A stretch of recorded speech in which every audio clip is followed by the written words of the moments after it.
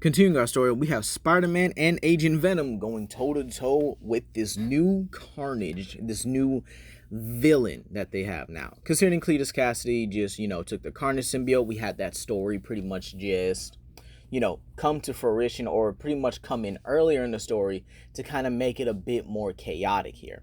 So, with them going toe to toe with Cassidy here in his now Carnage form, this, I guess you could say, more similar to how he was in the Absolute Carnage run a bit more than the standardized Carnage here because of the whole ritual thing.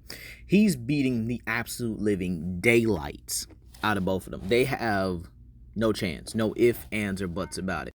We then pan over to his followers who are trying to escape this underground subway by any means necessary. They're trying to get out into the city to infect more people and add them to their cult, right? So they're trying to break through the only exit or the only entrance that they know right now, which is basically the front door. However, they keep getting sent back over and over and over again. Some of them getting just straight up pummeled backwards, and some of them just getting flat out knocked out of their symbiotes completely. And this is revealed to be White Tiger, who's using her avatar powers to the best of her abilities, or at least her basic capabilities, mind you. And then we have Power Man here. Using his chi amplification abilities, he's able to actually knock out and even one-shot most of the bigger brute-like symbiotes, and being able to actually cause some damage to them as well. Being able to do this here, this allows them to actually keep a perimeter around, or at least a perimeter at the front door. However, again, the numbers just keep piling up over and over and over. It doubles, it triples, it quadruples. Every time it just gets more and more overwhelming for them, and Power Man's having to unleash a lot more of his chi power, to the point where he is now just in a semi-giant form to where he can simply block the exit. However, again, this is when different forms of symbiotes start flooding in, including more of the green speedy symbiotes here, the ones that, you couldn't really hit unless they attacked you first, right? But then we pan over to Kraven's arena. Kraven has finally managed to be able to get away because of Yuri and Miles being there, right? Yuri is trying to calm this much more savage like Goliath down. She's already dodged a few hits here, and she can see that he's just enraged. However, his skin, it seemed like it was already burnt and seared by flames that he just couldn't control here. And he's angry. His anger is causing these flames to kind of boil over and spill, almost like he's about to combust here. To which Yuri says he has to get himself together. She's kind of reaching him, but also he's just in such an enraged state that it's kind of hard to reason with him. So she actually does something remarkable here. She actually is able to wrap her chain around his neck and kind of bring him to the ground, at least for a bit here, to kind of get him to, I guess you can say, an eye's view with her. Now, during this time, Miles is actually fighting against symbiotes at this point here. Now, you might say, wait, how did they get out? Well, there's more than one way to escape a subway here. So, some of the symbiotes are now in the city. Very few, but again, still plenty. And Miles begins to get overwhelmed when some of the more bigger, brutish symbiotes add themselves to the battle. It just becomes too much for Miles at that point. He gets overwhelmed, smacked down, beaten, but again, he is trying his best here with his new venomized powers, or his new blue electrical venom blast, bioelectric blast, whatever you guys want to call it. But again, the numbers of these symbiotes just begin to overwhelm him, and he doesn't have anything to put them down permanently, even temporarily at that here. Seeing this, something changes within Goliath, and he immediately unleashes a huge torrent of flames upon the symbiotes here, incinerating them, not only from their symbiotic parts, but down to their human components, leaving nothing but dust. Giving a look to Yuri, he simply leaps out of there and begins to go on a rampage through the entire zoo, clearing out all of them. And I mean all of them, as if they're nothing. And this is when Miles notes that he's going to kill every single one of them. Those are innocent people in there. Those are actual human beings. And this is where Yuri again notes that they're cultists. They're religiously following their beliefs. And their beliefs are vastly dangerous to the point where they're going to basically turn people into symbiotes just to follow their deranged leader's plans. They deserve death. Now, back with Power Man and White Tiger, they're fully overwhelmed. They're done. Everything looks to be hopeless for them until a swirl of fire comes around them. And as it expands, it begins to not only pull in the symbiotes, but begins to incinerate them, turning them again into ash here. When the dust settles, or when the ash settles, I should say here, Grimlock reveals himself and actually helps them up a bit and tells them that they need to get out of here now. He doesn't want to see them. He wants them to go home somewhere and regroup. And this is where Power Man actually tries to reason with Grimlock, trying to say that he's going to need their help here. They could be a huge help here. However, as Power Man keeps on talking, Grimlock gets more and more agitated. Keep in mind, again, he's still in that savage phase here, just more in his human form here. And in retaliation, he grabs Power Man by his neck and tells him to leave now. Throwing him back to the ground, both Power Man and White Tiger begin to leave. This is when more symbiotes try to come out of the entrance, all forms and all varieties this time. However, smiling at them in a more sadistic fashion, he incinerates them with a huge flamethrower. All right, just a huge stream of fire, just bulldozing and incinerating them all in one. Carnage can hear those screams and even feel them, but he's too busy focused on Venom. Venom's actually put up the best fight out of him and Pete here. And so Cassie decides he wants that power. He'll be perfect for his plan here. And just as Grimlock begins to get into view of the battle itself here, Cassie rips the symbiote from Harry. This causes Harry's lifeless body to drop here. However, before he can finish him, Grimlock unleashes a fire punch, sending Cassidy flying into a nearby wall. Grimlock also catches Harry's body as it falls down from, well, the height that he and Carnage were at. And Harry seems to be in a critical state here. The symbiote was torn from him forcefully, and he needs that to be alive here. So he hands him over to Pete and tells him to get out of here, that he doesn't want to see him in here, or he doesn't want to see him back here again. Everything ends tonight. And Pete asks him, are you sure you're not going to need help? However, again, Grimlock looks to him and doesn't repeat himself. The stare he gives Pete could burn a hole through his soul. And this is where he simply turns his attention to Cassidy and begins to burn him. Literally just send him flying through another layer of the subway station that they're in here, even going through trains. However, this is where he also melts the entrance to the subway, one of the only few ways that the symbiotes could get out. However, this is where multiple symbiotes begin to rise up out of the pool of symbiotic blood here, and Carnage states that he can't stop all of them. To which Grimlock simply laughs at this and unleashes a huge earthquake when he stomps on the ground. Basically, stomping on the ground, creating an earthquake, not the actual move earthquake. Or, technically, it's the same thing, but you guys get what I mean here. However, as the symbiotes all bounce themselves as they're running towards him, he unleashes a flame charge that is so hot that it melts the tracks that are around here, because again, abandoned subway station, and it incinerates each symbiote that he simply passes. Not touches, but passes. However, he hits Carnage with the flame charge here and is wondering why he's not being, well, incinerated here. However, he doesn't have time for this as he begins to wail on Carnage. They have a back and forth. A very titanic and devastating one as well here.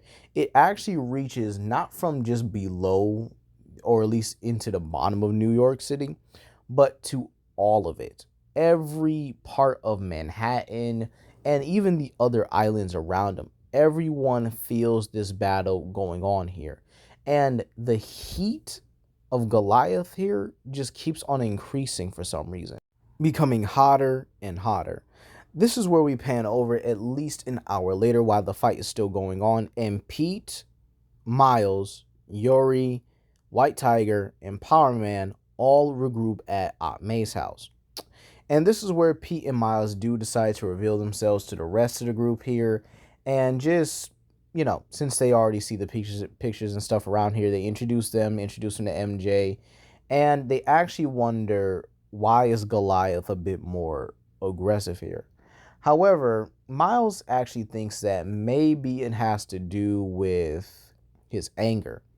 I mean, he was a pretty angry person growing up. He had an easy temper, and Yuri notes that he's actually been pretty calm lately. Not as, rage filled when they were on missions here. But again, she notes that it's very possible that again he's evolving like Kraven's dead. Everyone takes this in consideration and wondering just how far his evolution can go. Back in the actual fight here, Carnage is stabbing the living mess out of Grimlock here, and they both still have that back and forth here. However, Grimlock doesn't relent and actually tears into him.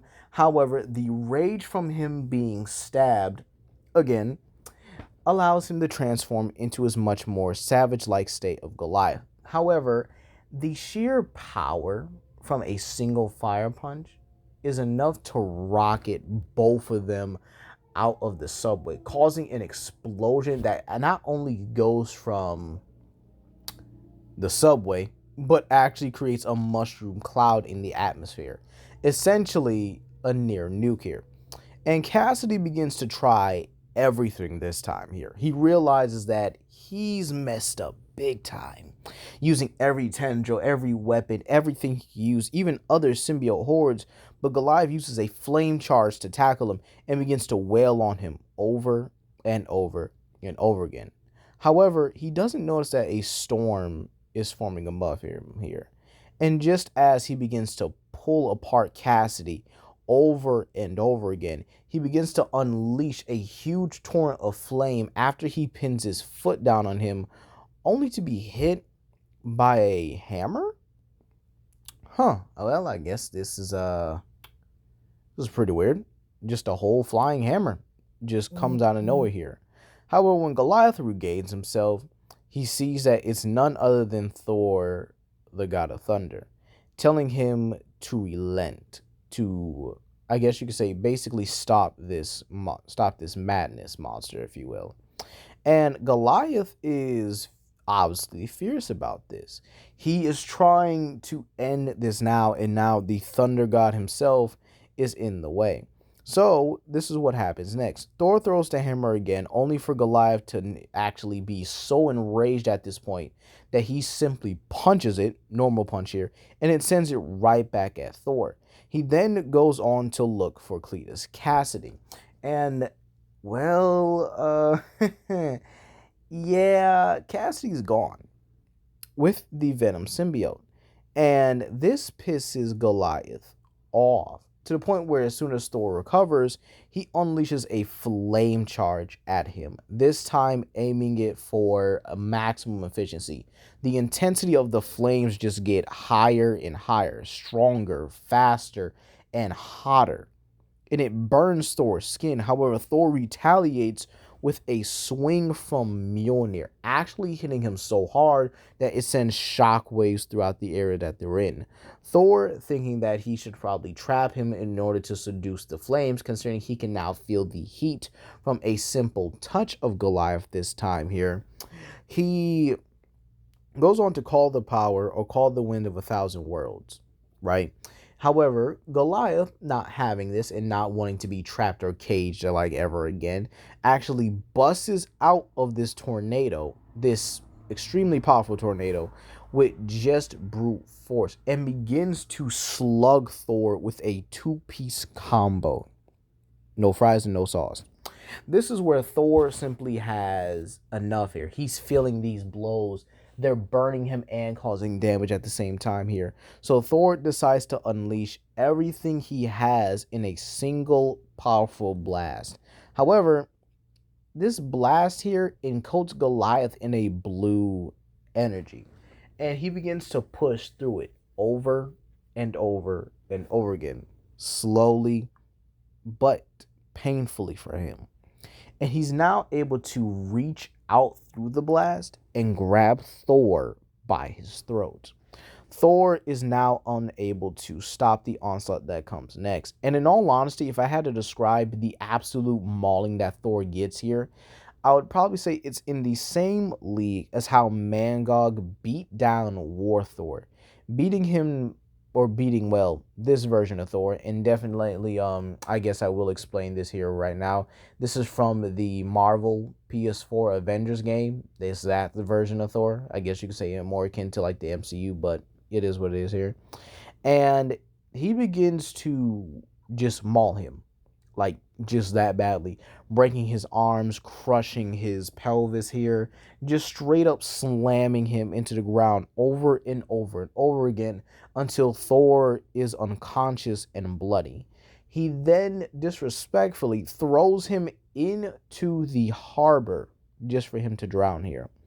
Now, back with Yuri and the rest of the group here, they decide that they're going to need to get Goliath now in order to stop what's going to happen next, as she does feel that Cassidy is planning something bigger, and to which he took Harry's symbiote.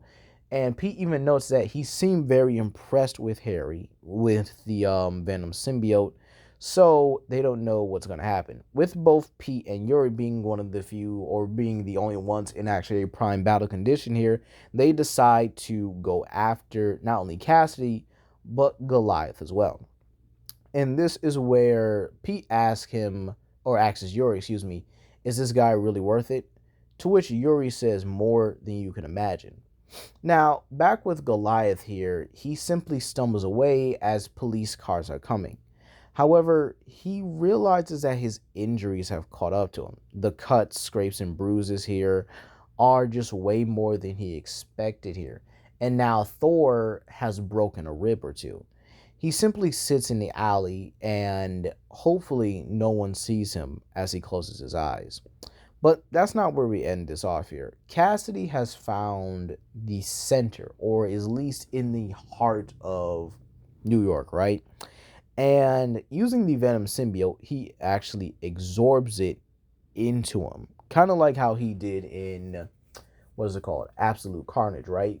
However, absorbing this symbiote gives him this powers. And he uses this to create Venom City. And that's where we're going to leave it off here, you guys. I hope you guys enjoyed this here. Do you like the unexpected twist with Thor being the one to actually prevent Goliath from killing Carnage? And yes, this will have repercussions and will follow up in Season 2. Hope you guys enjoyed this video. Please comment down below, like, and subscribe, and I'll see you guys later. Peace.